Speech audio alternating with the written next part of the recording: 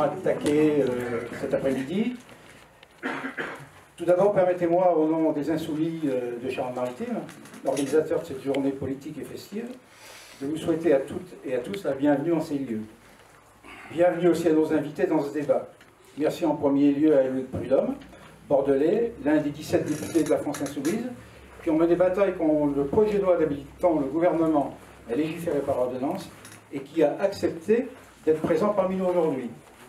Merci à Caroline Avril pour Sud Solidaire et merci à l'UDCGT qui est en route et qui devrait pas tarder à arriver. Un mot enfin pour exprimer le soutien total pour la démarche de la France Insoumise et notre initiative de la part de Claudie Valin, avocat en droit social Rochelet, responsable de la LDH et du Mouvement de la Paix, qui vous demande de l'excuser de son absence étant en déplacement en Azerbaïdjan.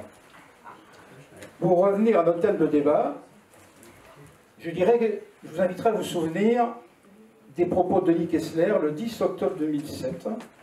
À l'époque, il était numéro 2 du MEDEF et il écrivait notamment dans le magazine Challenge: le modèle social français est le pur produit du Conseil national de la résistance, un compromis entre deux forces politiques de l'époque. Il est grand temps de le réformer et le gouvernement s'y emploie. Ainsi, avec sa bénédiction, Sarkozy a commencé le détricotage social. Hollande et le PS en ont mis une couche. Et avec la loi El Khomri, et maintenant c'est Macron qui tente de finir l'ouvrage via les ordonnances sur le travail et d'autres projets, comme par exemple sur la retraite par points, la remise en cause du point d'indice dans la fonction publique, la case du statut des cheminots, les APL, j'en passe et des meilleurs. Le contenu de ces ordonnances, je parle des ordonnances travail, et leurs conséquences sur le code du travail et la vie des salariés commencent à être perçues et qualifiées, par exemple, comme étant l'escalade du pire par le syndicat des avocats de France. La France Insoumise, pour sa part, le considérant comme un coup d'État social. Les licenciements seront encore facilités, les multinationales encore protégées, les salariés encore précarisés, la sécurité au travail détériorée, les contrats de travail ne seront plus que des chiffons de papier, les salaires pourront être baissés, la hiérarchie des normes sera inversée. Tout cela ne créera aucun emploi, contrairement à ce qu'on veut bien nous dire. La vie des salariés sera rendue plus difficile, et parfois même aussi celle de certaines entreprises. Et en contrepartie, les profits encore plus juteux pour les actionnaires. Mais certains articles de presse en font la démonstration. Le pouvoir a peur de la prise de conscience sociale et politique du peuple. Pour notre part, nous avons la conviction que pour défendre nos conflits sociaux et en gagner de nouveaux, il faut une levée en masse populaire dans la rue le 12 septembre, et pourquoi pas le 13, le 14, le 15, si les salariés le décident, et le 23 septembre à Paris, contre le coup d'État social, parce que face à Macron, c'est en marche ou crève. Alors maintenant, je vous poserai la question de savoir comment vous le percevez, acteur du mouvement social dans les entreprises. Comment autour de vous les salariés le ressentent-ils? Quelle interrogation? Comment la nécessaire mobilisation à mettre en œuvre est-elle perçue? Autant de questions que je vous invite à creuser et à laquelle nos invités se feront un plaisir de répondre. Alors comme je finirai en disant la parole est à la salle. Merci.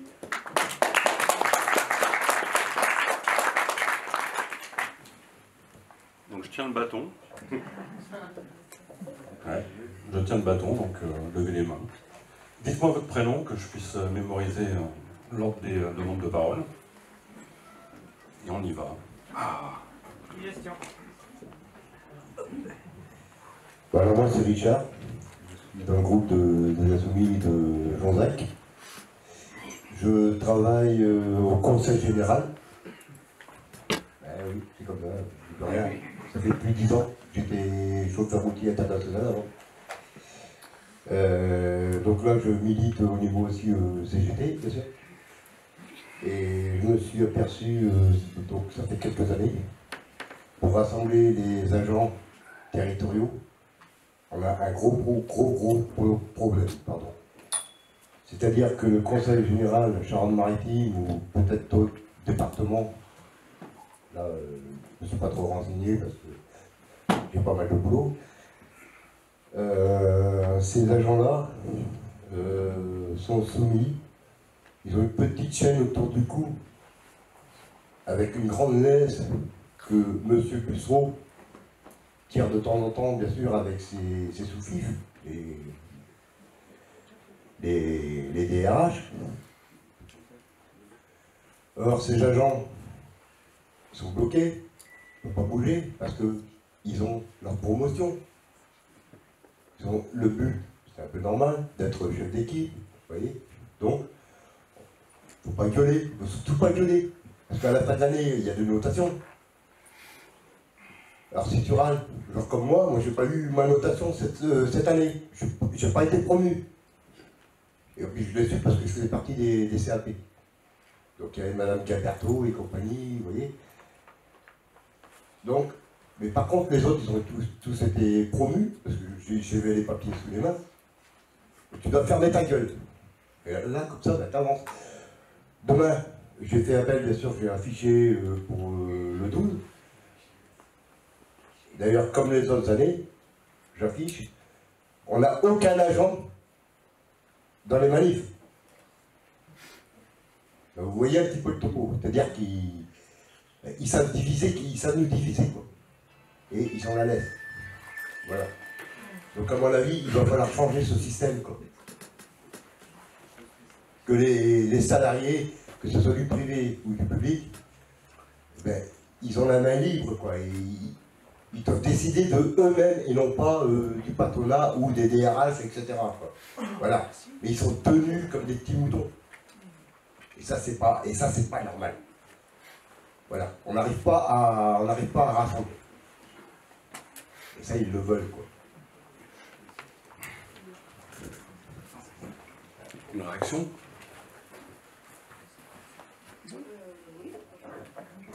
Alors, je viens de recevoir un SMS d'un ami qui est dans la salle qui me dit « Tu nous as pas présenté !»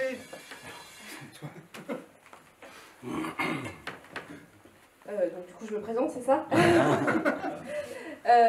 Donc je suis Caroline Avril, je suis secrétaire départementale du syndicat Sud Santé Sociaux en Charente-Maritime et je suis infirmière à l'hôpital de La Rochelle. Les problématiques de mobilisation des salariés, je crois que tous les syndicats de lutte les comprennent et les vivent de plein fouet, les difficultés à mobiliser.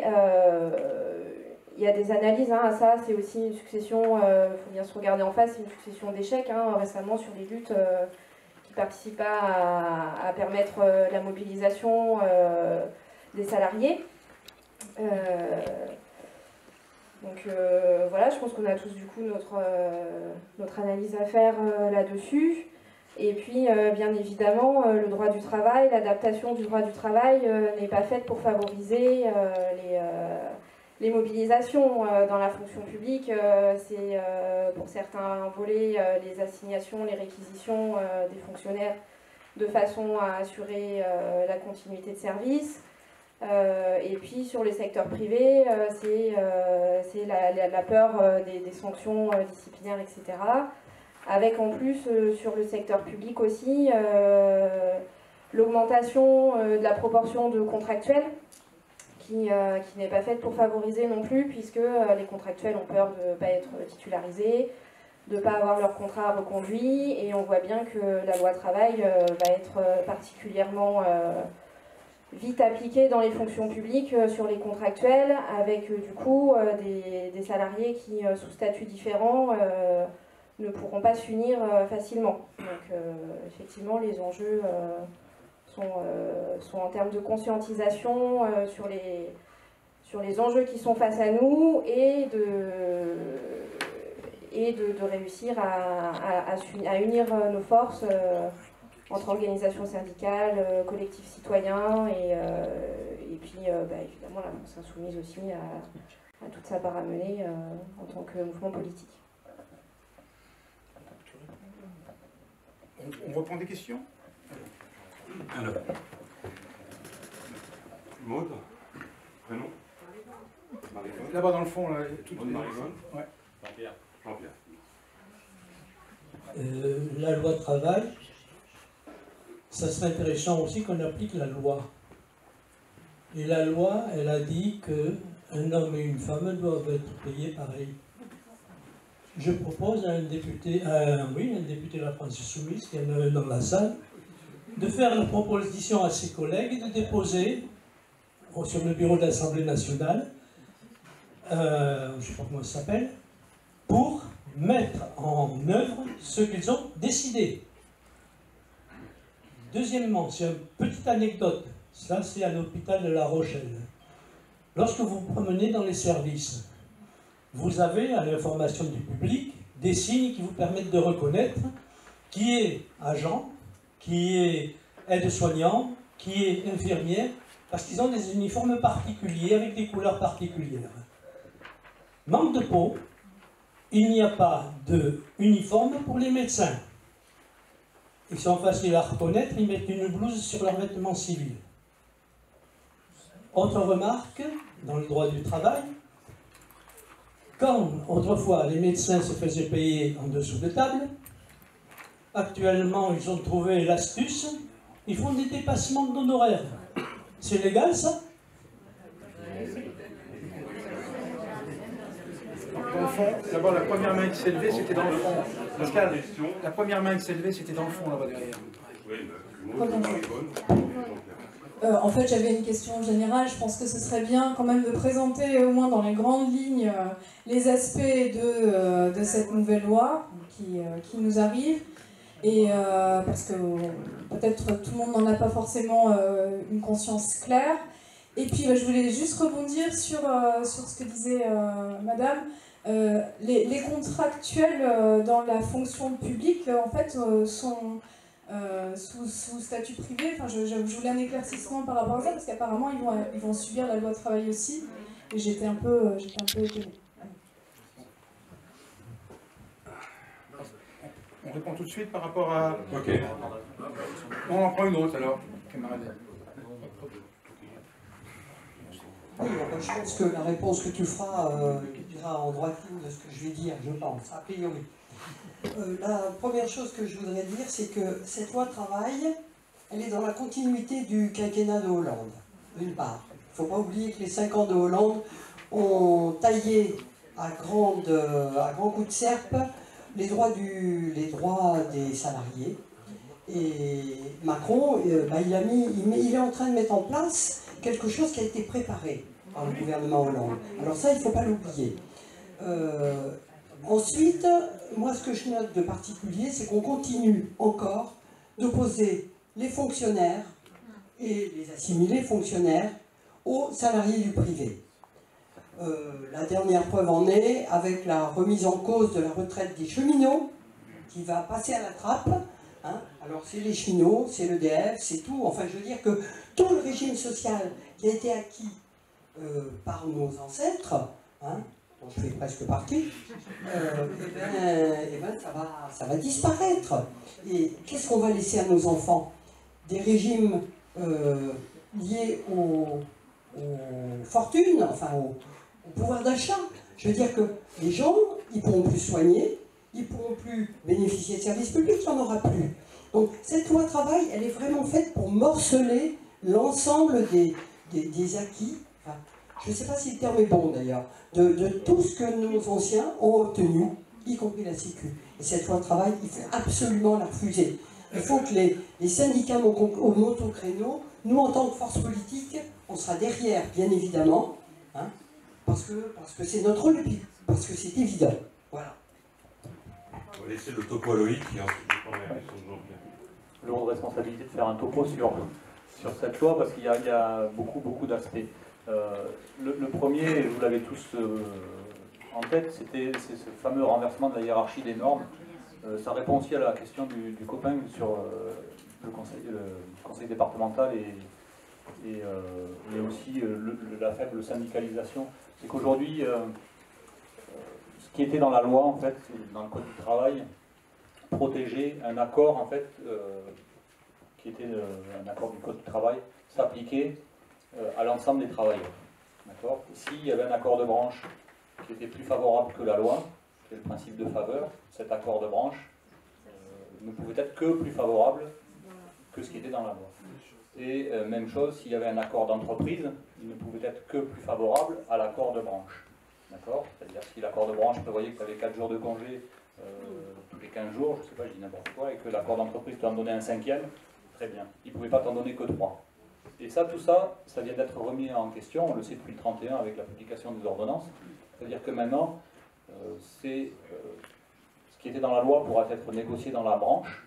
Par exemple, ce qui était dans la loi, c'était le nombre de renouvellements. Je donne un exemple concret, le nombre de fois où un CDI pouvait être renouvelé.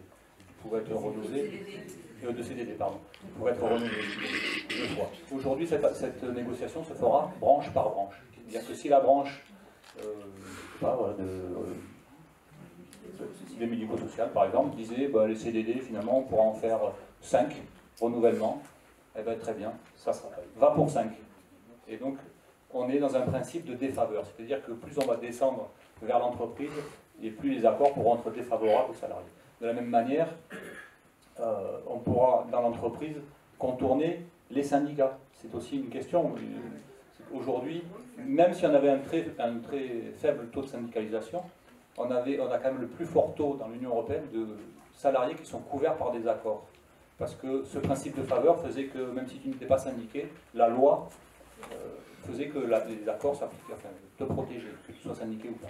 Et donc ça va aussi contourner tout ça, et on va avoir de moins en moins de personnes couvertes, puisque ça sera négocié entreprise par entreprise, où on pourra dire demain à l'entreprise Tartampion à côté, par référendum, est-ce que vous acceptez de perdre un jour de congé, telle prime, etc., etc. Donc on est dans cette inversion de la hiérarchie des normes. Ça, c'est un premier aspect.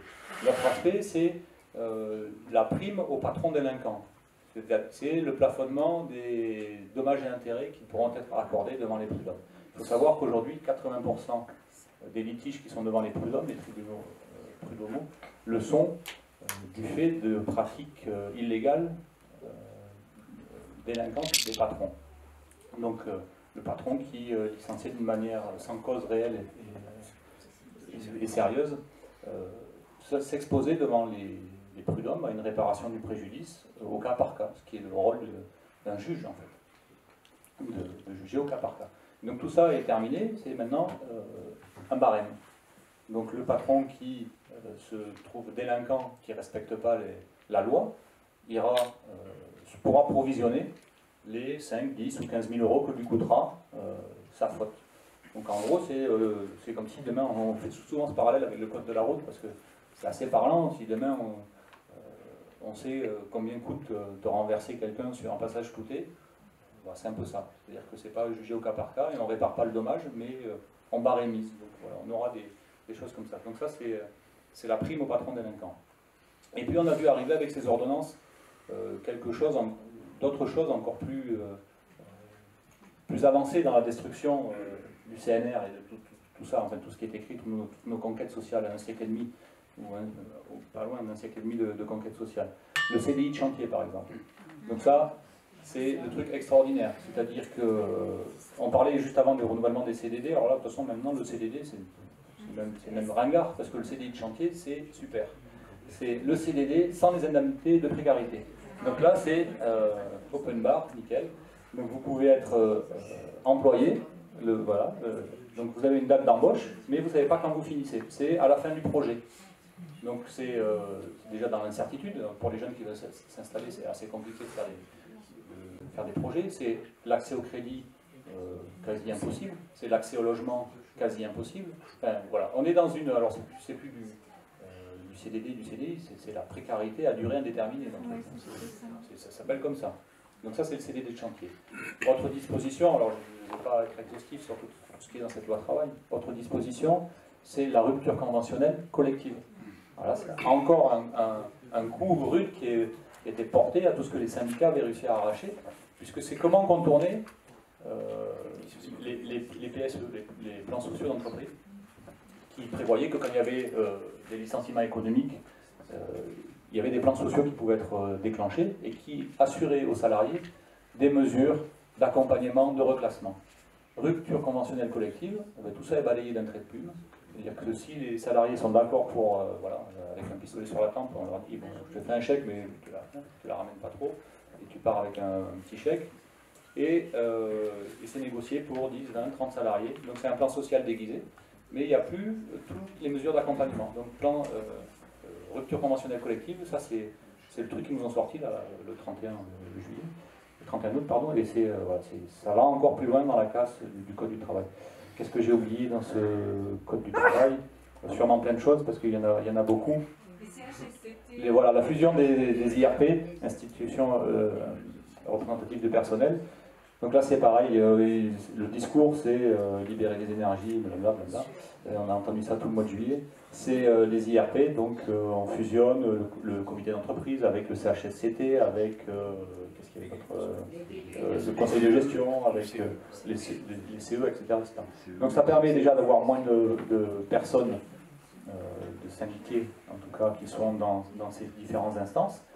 Le CHSCT se retrouve aussi à perdre sa personnalité morale, juridique, qui lui permettait d'ester en justice aussi. Donc c'est aussi un problème. Qu'est-ce qu'on a d'autre comme problème dans cette fusion des IRP? Quand vous allez demander un audit, par exemple, ou une expertise sur un problème particulier de santé ou de sécurité au travail ou de conditions de travail, maintenant vous allez être obligé de financer à 20%, à hauteur de 20% cette expertise. Ce qui veut dire que quand le CE aura plus un sou, plus d'audit, plus d'expertise, et alors là c'est pareil, c'est la porte ouverte à tous les abus en matière de conditions de travail, d'hygiène et de conditions de travail, donc hygiène et sécurité. Ça c'est une difficulté. Et il y a aussi un autre risque, alors là, bon, je parle sous le contrôle des syndicalistes aussi, mais ça peut aussi produire un effet un peu pervers qui est que ces élus ou ces syndicalistes qui seront dans cette instance unique deviendront de fait des super experts syndicaux. Et donc on peut arriver à avoir une discussion, alors moi j'en parle en tant qu'ancien syndicaliste, entre experts bien informés entre soi. Donc c'est un effet pervers et qui couperait les syndicalistes aussi de la réalité du travail quotidien, parce qu'aujourd'hui, quand tu es au CHSCT, ben, malgré tout, tu as le temps de faire ton boulot. Quand tu es dans le CE, ben, tu es aussi parfois à l'atelier ou dans les bureaux à faire ton boulot. Et donc là, avec ces super experts syndicaux, on se coupera beaucoup du monde de ses collègues de l'entreprise, et puis on va se taper dans le dos un peu, je le provoque un peu, avec les experts du patron, de la boîte, etc., etc. Donc ça, c'est aussi un petit risque. Voilà, c'est un des effets de ça. Qu'est-ce que j'ai oublié sur le Code du travail? Voilà, donc les ordonnances ont été promulguées le 31 août. Juste un petit retour sur la suite de la bataille. On l'a menée dans l'Assemblée jusqu'au dernier moment, jusqu'au 9 août. La bataille n'est pas finie puisque le texte, les ordonnances doivent être ratifiées pour devenir loi, en fait. Et ça doit intervenir dans les 6 mois qui suivent la promulgation des ordonnances. Et on nous annonce que le gouvernement veut ramener ça dès le mois d'octobre à l'Assemblée, parce qu'il faut que ça avance vite. Et donc, voilà, on va encore remettre ça sur l'ouvrage au mois d'octobre, et comme on l'a dit, on ne lâchera pas un mètre, ça va être un peu compliqué, mais on tâchera de mobiliser, et peut-être que les dates dont on parle beaucoup en ce moment, du 12, du 21, du 23 septembre, pourront changer le rapport de force et la vision, en tout cas, qu'on aura au mois d'octobre, quand les ordonnances reviendront à l'Assemblée nationale. Si les médecins avaient droit à faire des dépassements d'honoraires, ben oui, ils ont droit à faire 20% de leur activité en tant qu'activité privée, et donc à ce titre, ils peuvent faire des dépassements d'honoraires. C'était pour, soi-disant, dans l'hôpital public. Dans le privé, ils font ce qu'ils veulent. Dans le privé, ils font ce qu'ils veulent après. Ouais. Après, dans le privé, ils sont conventionnés secteur 1, secteur 2, comme ils veulent, et puis ils peuvent dépasser éventuellement aussi. Sur... Les uniformes à l'hôpital. Oui, ils n'ont pas les mêmes couleurs d'étiquette, en fait, voilà, que les personnels administratifs qui ont les mêmes blouses. Voilà, c'est à ça qu'on les reconnaît. Les médecins. Étiquette rouge. Voilà. Sur les contractuels, alors il y a des contractuels qui sont sous statut public, avec par exemple, alors c'est légiféré de façon assez récente finalement, parce que il y a le dernier décret par exemple pour les contractuels de la fonction publique hospitalière, il date de 2015. Auparavant les contrats c'était un petit peu le no man's land, voilà. Et il y a aussi des contractuels de droit privé qui sont principalement les contrats aidés en voie de disparition du coup. Voilà. J'avais noté, oui, sur le taux de syndicalisation, c'est un petit peu aussi l'esbrouf médiatique qu'on entend régulièrement, surtout au moment des élections professionnelles.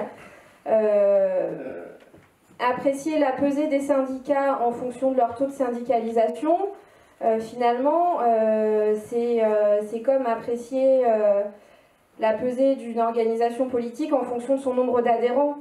Le vrai poids, il est dans les élections. Et les élections professionnelles, ça fait partie des élections sur lesquelles les salariés se mobilisent le plus. Donc voilà, c'est important aussi de pouvoir détricoter un petit peu ce langage qu'on entend souvent, parce que c'est là-dedans qu'on veut nous emmener aussi pour détruire les organisations syndicales et le droit du travail. Et puis, bah oui, sur le CHSCT, avec la fusion des IRP, c'est effectivement le risque de voir apparaître des super experts. Et aussi, surtout, c'était des compétences différentes, en fait, le CE et le CHSCT, c'est-à-dire que sur une même question, le CE était chargé des examens, par exemple, budgétaires sur les projets des établissements, donc pouvait poser des questions en termes de budget dans l'entreprise. Et le CHSCT, par contre, était complètement déconnecté de ça, puisqu'il y avait une expertise sur l'hygiène et la sécurité au travail. Là, le fait que les deux instances soient fusionnées, ça va entraîner un espèce de chantage, où du coup, c'est les mêmes personnes qui vont devoir choisir entre la pseudo-réalité budgétaire qui leur est déclarée, et la sécurité et l'hygiène des salariés. Donc c'est un immense chantage dégueulasse. Jean-Pierre. Attends, juste sur les CHSCT, je veux dire un mot, c'est que les CHSCT n'ont pas de budget. Le CE a un budget, les CHS n'en ont pas. Alors, quand Macron dit aujourd'hui les CHSCT devront financer une partie des expertises qu'ils mandateront, avec quel budget, puisqu'ils n'en ont pas. Peut-être avec celui des CE, mais le budget des CE n'est pas fait pour ça. Donc je veux dire, j'ai vu un article de presse qui passait récemment où le journaliste expliquait qu'on a eu AZF et qu'avec la remise en cause des CHSCT, c'est des risques accrus d'avoir de nouvelles catastrophes parce que précisément les CHSCT vont perdre les moyens de mener leur expertise, de mener leur activité. Voilà, j'en finis là-dessus et je passe la parole à Pascal Buissou qui nous trouve des intervenants. Je tape sur l'épaule, Oui, j'ai oublié de me présenter ce matin. Je suis aussi feignant, cynique et extrême. Et je pense qu'on est pas mal dans ce cas-là ici. Oui, par rapport à la loi travail, mais à tout ce qui se passe ici, moi, depuis 30 ans, on se bat plus pour moins perdre que pour gagner dans nos luttes. C'est ça qui est important. Pourquoi ? Parce qu'on est le plus souvent sur le constat des situations qui nous ont fait, des coups qui nous sont portés, et on ne répond pas, avec nous, militants, etc., on ne répond pas avec les propositions de nos organisations, qu'elles soient syndicales ou politiques, elles ont des propositions. C'est là-dessus qu'il faut qu'on se batte. Moi, je pense que c'est important de souligner le fait qu'on peut contester des choses, on va convaincre les gens si on leur ouvre des perspectives à partir de nos propositions. La loi travail, en soi, elle est dure. Mais c'est un séisme aussi, parce qu'elle ne va pas s'arrêter. Elle ne va pas s'arrêter qu'au travail. Il y a la protection sociale et toute notre vie démocratique qui va y passer. Et je crois que là aussi, je dis, il faut qu'on remette en avant. Moi, je suis militant CGT, et la CGT a des propositions par rapport à ça. Je suis insoumis. Le programme... j'ai perdu le mot, l'avenir en commun, qu'on porte des propositions, c'est ça qu'il faut qu'on mette en avant. Non, oui, toujours sur l'aspect de la protection sociale, parce que c'est important, c'est un conquis qui fait le socle de la société. C'est plus un changement de société, c'est un changement de civilisation qui va venir. Et moi, je suis content que Mélenchon... je suis content que Mélenchon il ait porté quelque chose qui me tient à cœur, et pas qu'à moi, c'est que les mutuelles sont en train de jouer des assurances privées du capital, et moi je relaye la proposition de sécurité sociale à 100% parce qu'il y a largement les moyens, mais aussi que la médecine, elle doit être aussi fonctionnaire.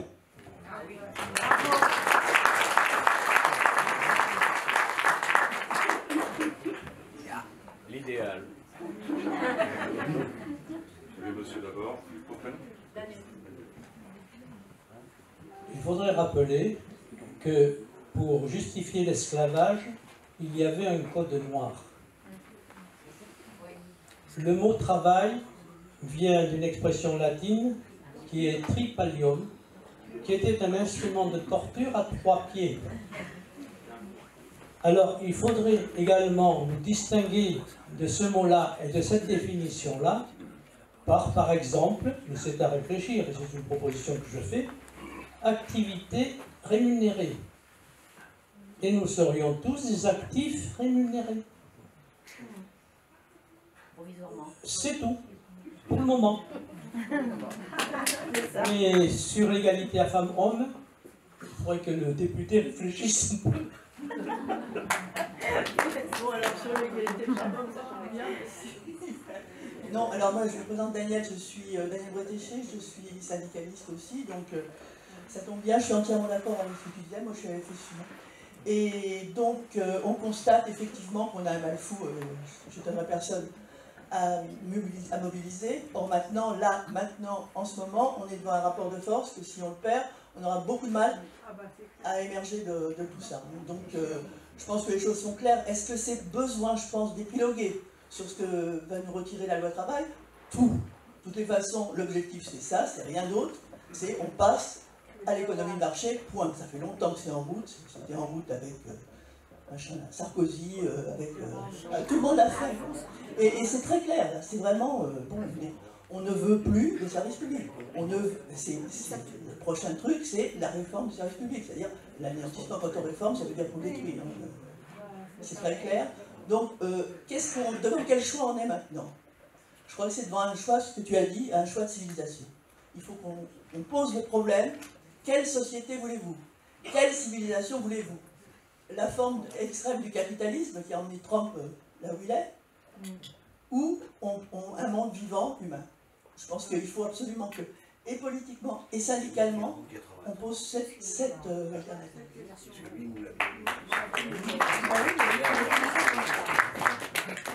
Oui, bonjour à tous. Donc Daniel, membre du POI, j'interviens en tant que tel ici. Donc déjà, nous remercions la France Insoumise pour les différentes positions qu'elle tient ce jour et nous contribuerons dans toute la mesure du possible à soutenir ce mouvement-là. Et officiellement, donc, nous serons le 23 à Paris avec la France Insoumise. D'autre part, je voudrais juste intervenir pour rappeler que les syndicats, c'est l'expression organisée de la classe ouvrière. Et un des objectifs qui n'est pas toujours apparent de la loi travail actuellement est la destruction de ces cadres-là. Donc la classe ouvrière sans syndicat, elle n'existe plus. À partir de là, tout est possible pour le capital. Voilà. Une réaction avant d'autres questions? J'ai rien à rajouter, enfin, je pense que... La question est dans la réponse. Non mais ça me fait penser à Macron et ses sbires et Édouard Philippe qui nous dit « Oh mais la loi travail, vous n'avez pas bien compris, on n'a pas été assez pédagogue. » Je pense que non, tout le monde a bien compris. Enfin, là, on a tous bien compris. On n'est pas des abrutis comme ils essayent de nous le dire, on a tous bien compris. Donc la question, effectivement, ce débat intéressant sur la loi travail, comment on l'aperçoit, c'est comment on va l'arrêter, quoi. Comment on va gagner, parce que c'est l'enjeu aussi, c'est comment on arrive à engranger maintenant des victoires les unes après les autres pour faire reculer ça. Donc voilà, c'était juste pour dire qu'on a bien compris ce qu'il voulait faire, je pense que tout le monde a compris, ça me paraît assez clair. Et pour l'égalité hommes-femmes, c'était dans le programme juste, effectivement, parce que c'est aussi ça qui nous permet de financer la protection sociale, si on arrive à cette égalité salariale, etc. Donc ça c'est porté. Proposition de loi, que la loi soit appliquée. Et voilà, proposition de loi, le problème c'est qu'on est guère que 17 et ça ne suffit pas pour faire une majorité à l'Assemblée, ça ne vous aura pas échappé. Mais les propositions de loi, on a des fenêtres pour pouvoir déposer des propositions de loi qui sont très réduites et donc il va falloir qu'on arbitre parce que on aura peu d'occasions et beaucoup de choses à proposer. Juste sur l'égalité homme-femme du coup, parce que c'est vrai que ça c'est apparu plusieurs fois dans le débat. Et puis pour faire le lien avec la loi travail, parce que nous du coup l'analyse de Sud Solidaire, c'est que c'est aussi les femmes qui vont les premières payer la loi travail, avec la précarisation des contrats, et puis les règlements intérieurs de boîte qui vont pouvoir modifier les contrats. Et donc malheureusement c'est quand même encore souvent dans la société les femmes qui sont en chargée de famille, qui des fois arrivent à négocier des aménagements d'horaires, etc. Et le jour où il y a un règlement intérieur dans une entreprise qui fait sauter tout ça, elles peuvent être virées de façon très facile et ça va encore plus précariser les femmes. Voilà. Patrice Leroux de La Rochelle-Niolles-sur-Mer. Est-ce qu'il n'y a pas moyen de multiplier les recours devant le Conseil constitutionnel sur certaines questions, comme par exemple cette préférence au patron voyou, puisque à ce moment-là, le juge se trouve dépourvu de son pouvoir dans un régime qui veut l'indépendance de la justice et du pouvoir exécutif et législatif. Excellente question qui me permet de revenir sur ce recours que l'on avait fait devant le Conseil constitutionnel et qui était notamment sur ce registre-là, sur le fait qu'on n'avait pas pu défendre et travailler sur cette loi travail dans des conditions acceptables à l'Assemblée, et sur le fait qu'il contenait des dispositions telles que celles que tu viens d'évoquer.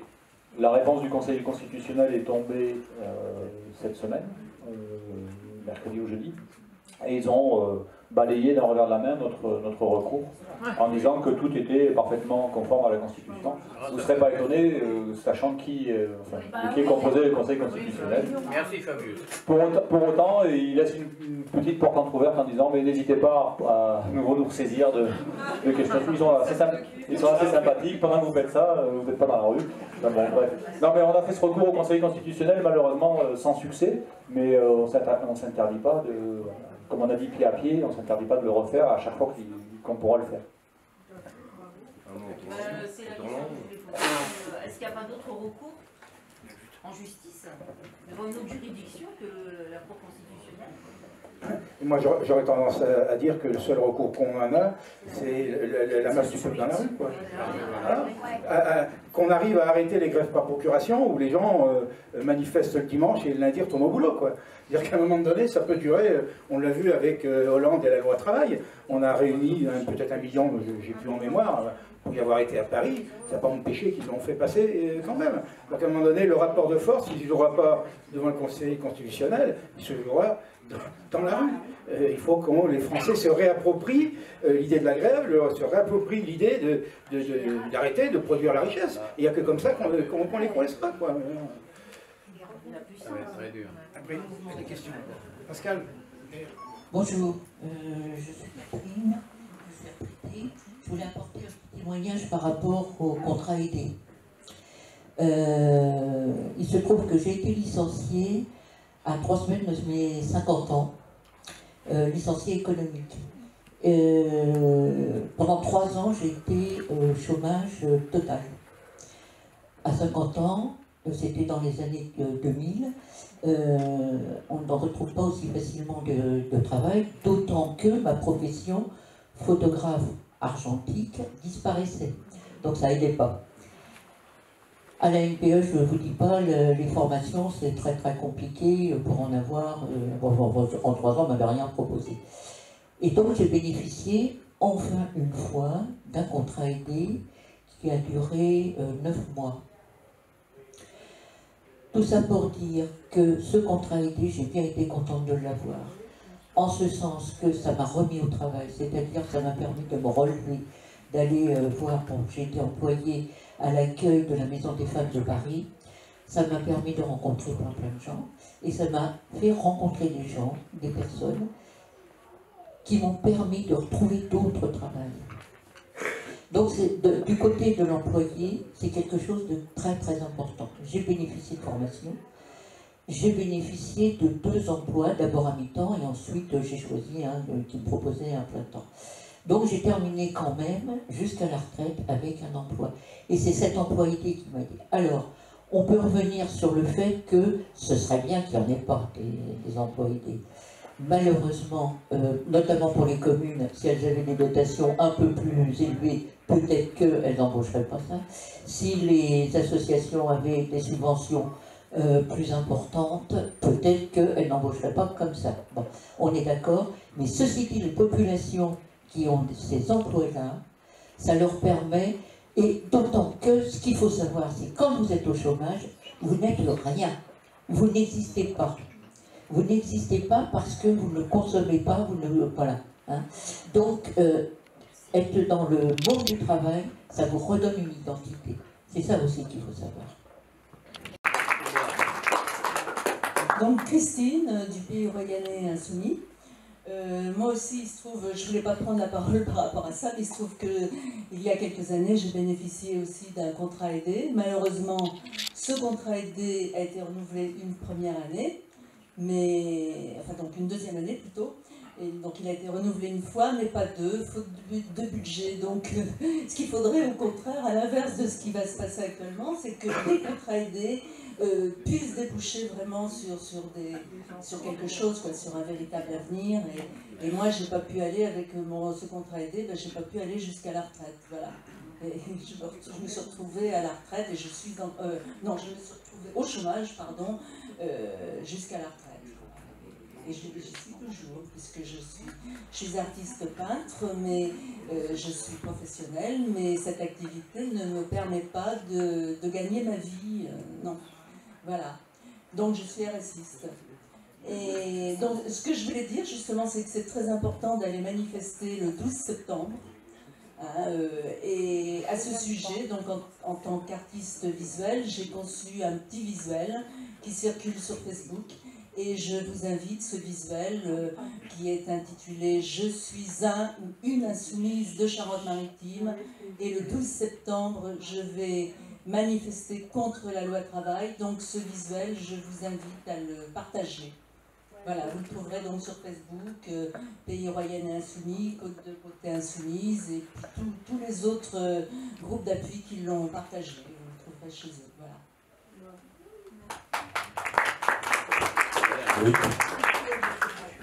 Oui. Sur les contrats aidés, effectivement, c'est pas la panacée, mais c'était quand même aussi la façon de revenir dans l'emploi.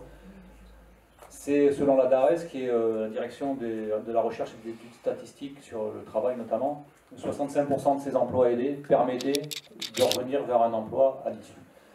Pour vous dire quand même le mépris de ce gouvernement par rapport à ça, ils ont qualifié ça d'emploi précaire subventionné. Donc voilà le vocable. Et en même temps, ces gens-là qui nous parlent d'emploi précaire subventionné, eux, je vous rappelle qu'ils ont fait quand même cadeau d'1% de PIB avec le CICE au patronat, d'accord, en allègement de charges, pour un effet qui est à peu près équivalent à zéro. Si on prend la fourchette haute avec les créations d'emplois qu'ils ont possiblement permis de conserver, même pas de créer, ça reviendrait à peu près un emploi qui coûterait 200 000 € par an. Donc ça, si c'est pas de l'emploi subventionné, je ne sais pas ce que c'est. En tout cas, moi, ces emplois-là, je ne sais pas où il faut envoyer un CV pour l'avoir, l'emploi à 200 000 par an, mais personne ne l'a trouvé. Donc, ils n'ont aucun scrupule, hein, c'est-à-dire qu'ils ont viré 150 000 personnes, et à côté de ça, ils se goinfrent avec notre argent pour ne pas créer les emplois qu'ils devaient créer. Donc ça, c'est quand même abject, il faut le rappeler. Ton témoignage sur le licenciement économique, ça me fait penser, j'ai oublié aussi un petit truc sur la loi travail qui est juste abject, sur les périmètres du licenciement économique aujourd'hui. C'est-à-dire que maintenant vous avez une boîte qui, en France, serait déficitaire. Peu importe que la multinationale se gave de millions ou de milliards d'euros partout dans le monde, si sur le périmètre national elle est déficitaire, eh bien, elle peut licencier qui elle veut. Alors, être déficitaire quand on est une multinationale sur le territoire national, c'est pas très compliqué. C'est par exemple une boîte qui pourrait s'appeler GNS et à qui, au hasard, je ne sais pas si ça me vient comme ça, et à qui on dirait le loyer de ton entreprise que tu verses à la maison mère, par exemple, même si c'est en Creuse, c'est le loyer parisien. Donc en gros, en augmentant des loyers, tu peux mettre une boîte en déficit et du coup, va pour le licenciement économique. Donc ça, c'est aussi un aspect que j'avais oublié sur la loi travail. Et c'est vous dire à quel point ça va très très loin et qu'on n'a plus aucune protection. Toutes les digues ont sauté. Bonjour, moi j'avais une question par rapport au syndicat, on en a quand même pas mal parlé. Il y a eu des grosses actions en 2016 en effet, comme l'a signalé Eric. En revanche, en 2017, ça s'est un peu affaibli et il y a quand même quelque chose que je remarque, c'est que les étudiants ne sont pas très très présents. Entre autres, le contact avec l'UNEF, je pense, n'a pas été très fait. Du coup, j'aurais voulu savoir, on cherche à protéger nos emplois actuels, mais aussi ceux des générations futures. J'aurais voulu avoir une petite prise d'opinion, une explication par rapport à ça.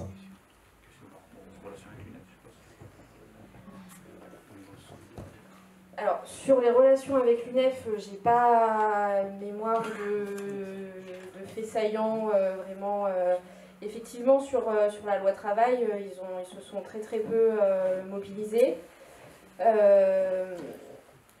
Sans doute peut-être des enjeux qui étaient mal peut-être analysés ou mal partagés, je ne saurais pas dire exactement. Après, sur les mobilisations, bah oui, 2017, ça a été une année un petit peu creuse, aussi parce qu'il y avait des élections et que du coup, c'est souvent un petit peu plus calme à ce moment-là. Il y a eu pas mal de mobilisations sur les infirmiers, aides-soignants avec tous les suicides qu'il y a eu, par contre. Mais bon, après, c'est pas forcément très facilement médiatisé. Et puis, je sais plus, sur les mobilisations, je pense que nous, l'analyse qu'on en fait aussi, c'est que l'unité syndicale est indispensable, mais il y a aussi l'unité avec les collectifs citoyens qui est indispensable et il faut qu'on arrive à travailler ensemble, syndicats et collectifs, parce que tout le monde n'est pas syndiqué, tout le monde n'adhère pas à l'idéologie d'adhérer à un syndicat ou de militer, de se mobiliser auprès d'un syndicat, et que l'analyse des collectifs citoyens, elle est souvent très similaire de la nôtre. Et donc il faut qu'on arrive dans les mobilisations à inclure dans les participations, dans les prises de décision, les collectifs citoyens, de façon à mobiliser au plus large. Alors juste par rapport à l'UNEF, on n'a pas d'interlocuteur de l'UNEF en Charente-Maritime à l'heure actuelle. Voilà, ça c'est la réponse. Par contre, il y a un appel de Sud Solidaire pour le 12, et il y a un appel commun CGT, FSU, Force ouvrière, qui est sorti hier, qui appelle au 12. Donc ça veut dire que les choses, elles bougent encore.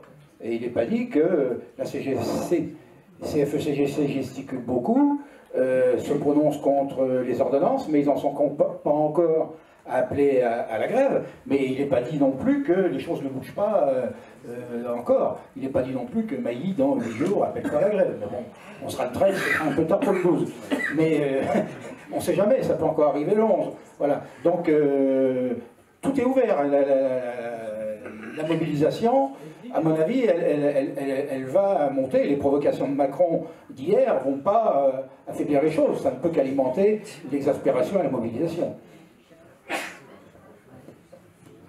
On est comment dans le timing là? On est comment dans le timing? Encore 20 minutes. Ok. Moi j'ai reçu un document de... Derrière. Moi je serai donc Jean-Yves du groupe d'appui de Doré. C'est juste une précision lexicale. J'ai encore entendu parler d'allègement de charges. Tant qu'on continuera à parler des charges sur les salaires, moi, à chaque fois, ça me reste les poils.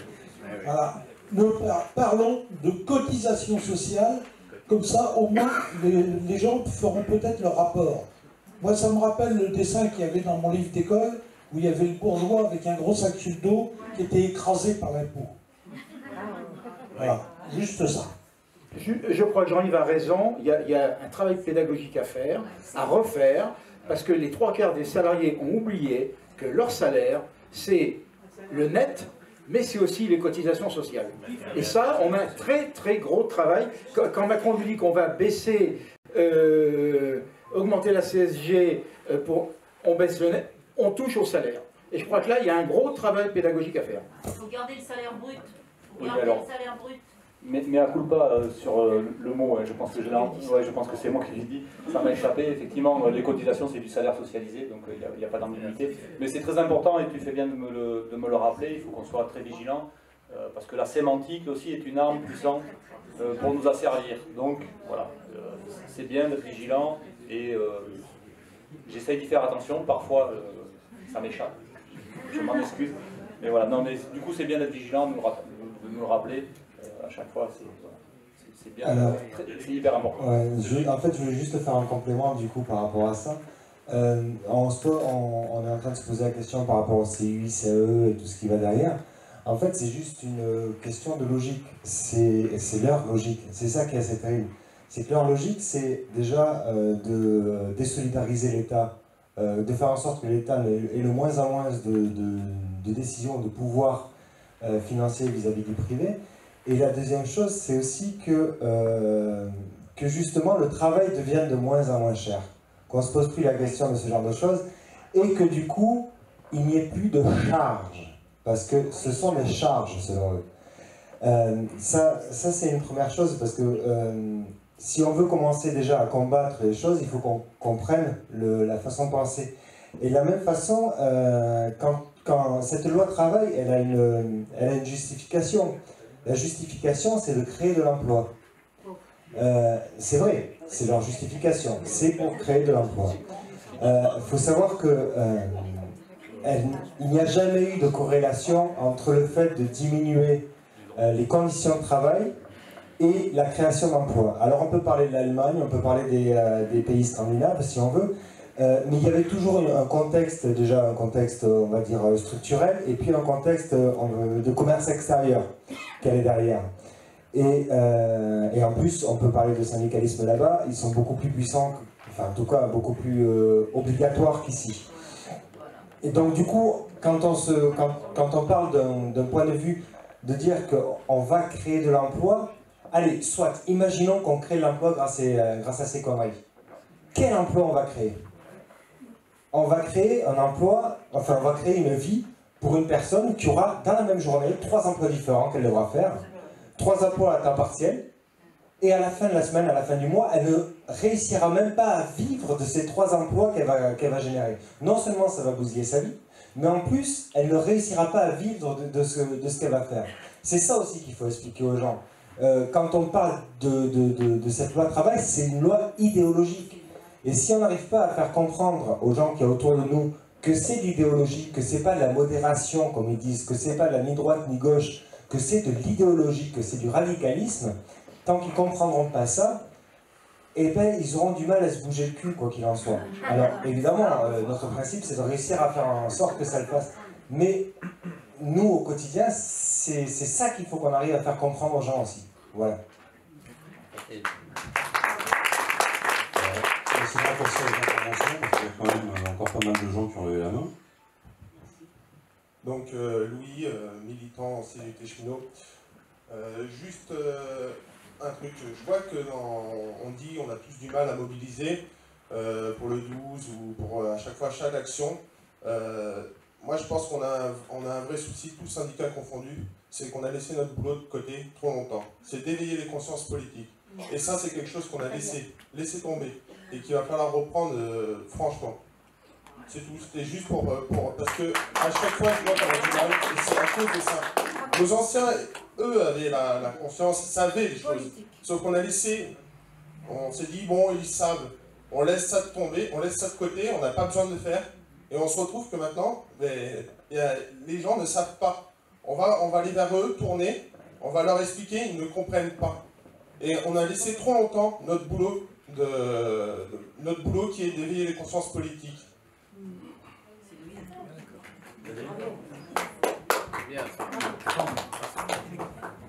Daniel Vince, insoumis de Périgny.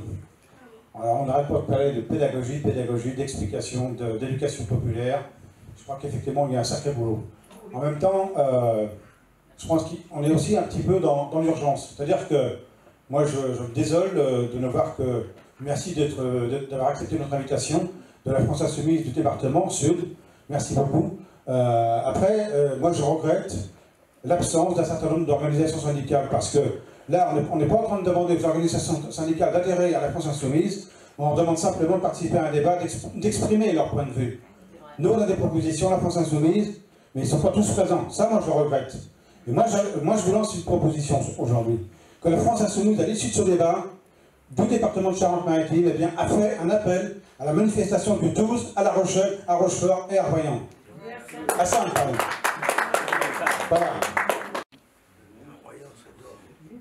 Oui, je voulais juste rajouter tout à l'heure par rapport au mouvement étudiant que l'UNEF Paris avait décidé de s'associer aux différents mouvements et ainsi que l'UNEF dans différents départements au niveau national. C'est-à-dire que la situation a évolué par rapport à ce qui s'est passé sous le précédent gouvernement, c'est-à-dire que l'UNEF, sous Hollande, a fait le silence le plus total, et aujourd'hui, devant la réalité et la violence des propositions de Macron, ça réagit. Mais je pense qu'il ne faut pas du tout baisser les bras de quoi que ce soit. Macron, c'est 15%. Macron, il ne représente que lui et sa classe, sa caste. La classe ouvrière, c'est le reste. C'est elle qui est la vie. Voilà.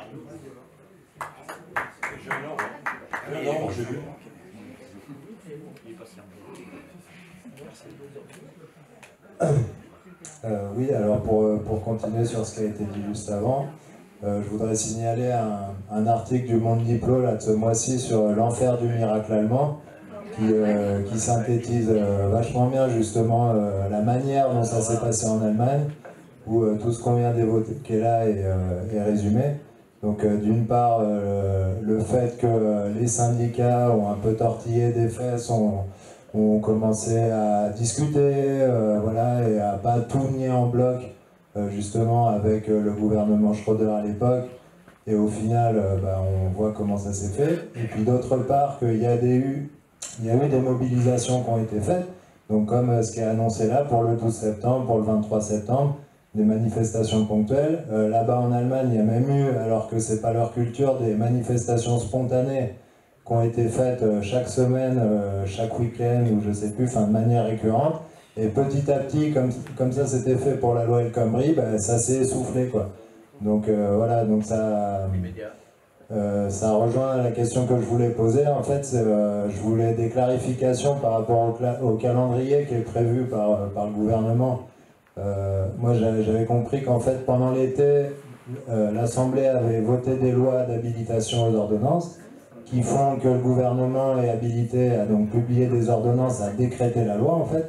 Mais tout à l'heure, vous nous disiez que ça allait revenir à l'Assemblée. Alors, de quelle manière l'Assemblée aura son mot à dire et de quelle manière vous pouvez faire obstruction? J'imagine que pas de beaucoup de manières, vu qu'il n'y a pas de majorité. Et d'autre part, est-ce que finalement, est-ce qu'il n'y a que par une grève générale, quoi, qu'on arrivera à stopper ça, voilà, pour qu'on sache où on va, quoi. Merci. Je laisse Loïc rappeler le calendrier. Oui, juste effectivement, les ordonnances, enfin la loi a permis l'habilité à gouverner par ordonnance, donc les ordonnances ont été publiées le 31 août, c'est de ça dont on parlait, et après ces ordonnances, pour rentrer dans la loi, doivent être ratifiées à nouveau par l'Assemblée nationale.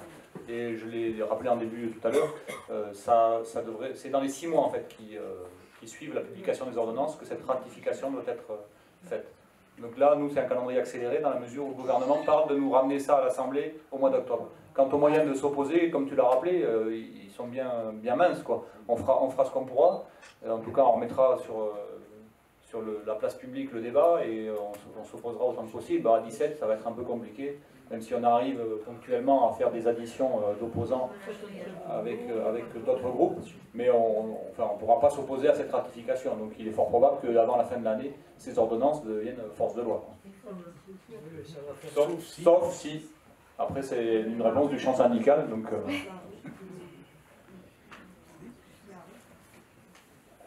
Sur la mobilisation syndicale, oui, on partage tout à fait le point de vue de la nécessité de mettre en place une grève générale reconductible avec une montée en puissance des actions. C'est dans un contexte aussi où il ne faut pas oublier qu'on est un peu tous sonnés, abrutis par l'état d'urgence, que les manifestations sont fortement réprimées et que pour être monté régulièrement en manif à Paris, même les militants les plus aguerris, des fois, se sentent un peu usés à force de, toutes les semaines, se ramasser des gaz lacrymaux dans les yeux. Donc forcément ça complique tout ça un petit peu la donne parce que bah, on est matraqué de tous les côtés parce que c'est une idéologie capitaliste qui est en place et qui matraque de tous les côtés sur les droits des salariés, sur la protection sociale, sur tout ce qui fait la solidarité. Et donc, bah, il faut réussir à déjouer tout ça pour mobiliser globalement. Et voilà, c'est en ça que c'est difficile, bah, dans un contexte où voilà, les manifestations ne sont pas toujours faciles à organiser aussi, ne serait-ce que pour avoir l'autorisation de déposer les manifs dans certains endroits. Donc on va prendre 4 dernières interventions. Il est quelle heure là, 15h? On a 10 minutes. Il y a le copain qui lève la main depuis une demi-heure. Bonjour. Alors moi je suis David, un étudiant toulousain. Enfin, j'étais de La Rochelle avant, c'est pour ça que je suis revenu. Là. Et donc moi je voulais dire en fait que pour moi le problème de la mobilisation c'est tout simplement qu'on se définit trop souvent en négatif. Vous voyez, on défend, et puis d'ailleurs le gouvernement et puis ceux qui nous dirigent ils font pareil. Hein, on n'est rien, on est des extrémistes. Enfin, bref, à chaque fois qu'ils emploient un mot, et même à l'Assemblée d'ailleurs, j'ai vu que c'était pareil, bah, on est toujours le problème, on est toujours quelque chose de négatif qu'il faut résoudre. Et je pense qu'en fait, tant qu'on n'aura pas rappelé en fait, qu'on était déterminé, qu'on a la volonté, qu'on est courageux et qu'on a des propositions réelles, hein, comme la sécurité sociale et même pour le travail, hein, l'égalité homme-femme ou les coopératives, etc. Eh ben, on n'arrivera pas à mobiliser parce que je pense qu'on ne peut pas mobiliser sur du négatif mais que sur du positif. Voilà. Juste une réponse courte, effectivement tu as raison, c'est utile d'être sur ce registre positif, c'est aussi pour ça qu'on essaye de se définir, nous, en tout cas France Insoumise, dans les médias où on nous présente comme force d'opposition, c'est pour ça qu'on a changé aussi ça et qu'on se dit force alternative en fait. Voilà, on est l'alternative à leurs propositions libérales parce qu'ils sont tous dans le même registre. Donc nous on n'est pas à l'opposition, on est une alternative. Donc ça donne aussi un aspect positif et ça nous permet, quand on parle d'alternative, d'aller tout de suite sur les propositions alternatives qu'on a à proposer. Et Dieu sait qu'on en a assez épais. Je voudrais juste revenir sur une intervention de Cédric Ruffier qui nous parlait de combat idéologique, ce qui est complètement vrai. Je pense, et là c'est une remarque que je ferai à monsieur le député, et puis j'espère qu'il fera parler un mot à nos collègues. Je pense que la communication devrait s'axer sur les théories purement économiques qui sont tout simplement proposées par le grand Macron. Je pourrais parler de la théorie du ruissellement, qui est l'accumulation du grand capital et qui devrait conduire en théorie justement à cette descente de l'argent d'en haut jusqu'en bas, qui devrait créer le plein emploi. Bon bref, ce sont que des théories, que de l'idéologie. Dans le même temps, on a des économistes de renom comme Angus Deaton qui ont déjà prouvé grâce à leur travail que l'accumulation de capital et l'accumulation de la croissance, l'augmentation potentielle de la croissance n'a aucun rapport avec l'augmentation du niveau de vie. En fait, il a prouvé dans son travail que ce sont les instances publiques, ce sont les hôpitaux, ce sont les écoles qui nous permettent de progresser, par exemple en question de l'espérance de vie, l'éducation, etc. Bon bref, je ne vais pas aller plus loin. Merci. Juste une réponse, si ça t'intéresse, dans ce registre-là aussi, sur ce qui nous rend heureux et qui fait, c'est l'égalité aussi. Et il y a un très bon livre de Richard Wilkinson sur cet aspect de progression des richesses, du seuil à partir duquel l'accumulation ne produit plus de bonheur ressenti. En tout cas, voilà, c'est vraiment l'égalité entre tous qui permet de vivre ensemble heureux dans une société apaisée. Donc ça, je vous recommande de regarder ce bouquin. C'est très intéressant. Je te remercie pour la référence aussi biblio.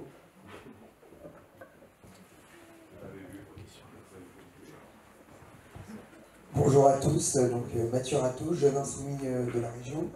J'aimerais juste souligner quant à la manifestation du 12 septembre, c'est regrettable que ça tombe en plein milieu de la journée, comme ça un mardi, parce qu'on est plusieurs jeunes, je pense qu'on est quand même assez nombreux à vouloir faire aussi entendre notre voix. Et bon bah là on ne sera pas disponible pour cette manifestation, et pourtant je pense qu'on a des choses à dire, je pense qu'elles sont intéressantes, je pense qu'on pourrait être assez nombreux à se mobiliser. Ce serait bien aussi parfois venir à y penser.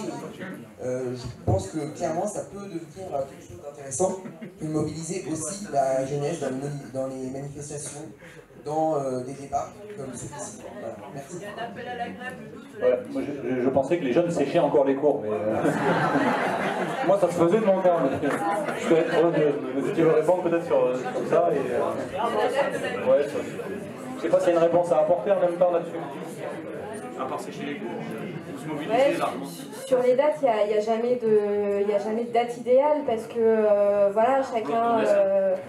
Le mercredi c'est compliqué parce qu'il y a les enfants, le week-end c'est compliqué parce que les gens ont prévu autre chose aussi, en semaine c'est compliqué aussi pour certains. Bon, faut qu'il y en ait pour tout le monde et puis il faut surtout bloquer, que ce soit reconductible et puis voilà, comme ça t'es pas lésé si ton lycée est bloqué quoi. Je crois que la solution, elle est effectivement celle-là. On fait une assemblée générale du lycée, on vote la grève et on descend manifester. C'est ce qu'on faisait, nous, à l'époque.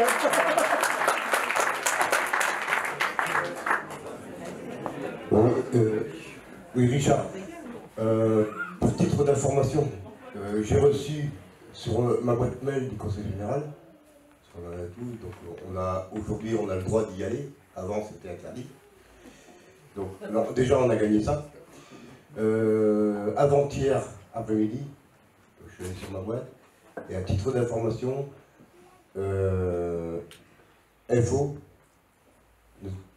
viens avec nous. Viens avec nous. Voilà. Et je me rappelle. Il y en a tellement dans ma petite tête que voilà. Oui, je veux dire, en Charente-Maritime, nous avons les moyens de faire quelque chose. C'est-à-dire que dans la Charente-Maritime, nous avons le pont de l'île de Ré. Vous voyez, au lieu d'aller manifester, pareil, comme on a fait faire chier les gens, etc., ils ont vaincu, nous avons le pont de l'île de Ré. Péage ouvert. Qui c'est qui va faire du pognon? Ce sont pas des gens. Hein, ça va être la Charente-Maritime, ça va être Bussereau qui va perdre du pognon là. Donc il faut bloquer des sites que le département, qui ait un manque à gagner au niveau du département. Voilà les solutions qu'on doit faire.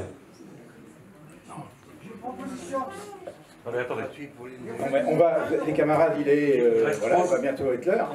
Moi je dirais finalement ce qui compte, on n'aurait pas besoin de bloquer des ponts, c'est une solution alternative, si on est tous en grève dans nos entreprises et qu'on manifeste, il n'y a pas besoin de bloquer les ponts. Ce qui compte, c'est pas de bloquer des lieux symboliques, c'est combien il y a de grévistes dans les boîtes. C'est ça, il faut revenir aux fondamentaux là aussi en la matière.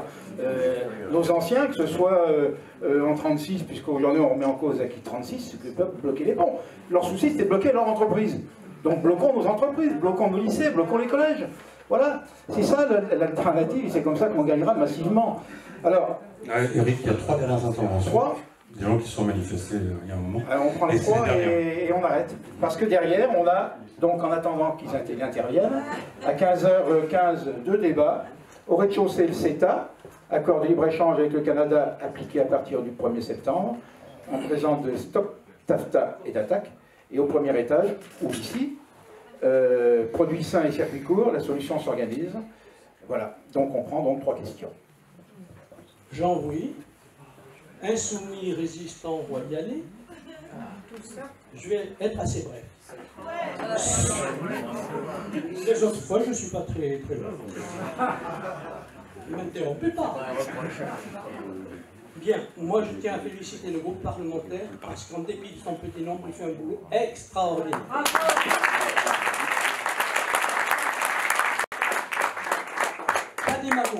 Pas démago, je suis les travaux sur le net, c'est bien. Par contre, sur le groupe parlementaire, nous avons 16 députés qui sont représentés, il y en a un qui manque. Et il a une couleur de peau pas tout à fait blanche. Et je pense qu'il doit venir de la Réunion ou quelque chose comme ça, non? Alors il faut refaire la photo avec lui, ou bien Photoshop va vous aider. Deuxièmement, le recours au Conseil constitutionnel. Bien, c'est normal que ça se casse la figure. Pourquoi? Parce que nous avons une constitution qui n'est pas démocratique et il va falloir aborder le problème de façon nette et claire. C'est la constitution du coup d'État permanent, du 49.3, de renvoi à la niche des électeurs qui s'expriment tous les 5 ans et qui n'ont plus de possibilité d'intervenir entre-temps. Le rôle des médias. Il y a 2 autres personnes qui veulent faire. Oui, mais je suis pour, je pose des questions. Rôle des médias. Il faut dire que les médias se présentent souvent comme des avocats du diable. Il faut leur faire remarquer quels sont les avocats du diable. Qui est le diable? Enfin, dernier truc. Ça y est, j'abrège. Le groupe parlementaire et France Insoumise devrait constituer une commission novlangue d'une part et une commission constitution non démocratique pour voir sur le plan technique quels sont tous les éléments de la Constitution qui sont une atteinte à la démocratie. Et il y en a plein. Merci. Alors, proposition. On peut écrire proposition d'une certaine façon qui permet de conjuguer proposition et opposition. Vous mettez 2 P, vous mettez 2 P à proposition. C'est bon? Bien. Désolé pour les deux qui... Bien, alors oui, effectivement, comme dit Pascal, désolé pour les 2 amis à qui on va couper la sonorisation. Donc, je déclare le premier débat clos et je vous invite à la mise en place pour les 2 débats à venir qui sont le CETA au rez-de-chaussée et au premier étage ou ici, comme vous le voudrez, puisque la salle va être libérée, produits sains et circuits courts.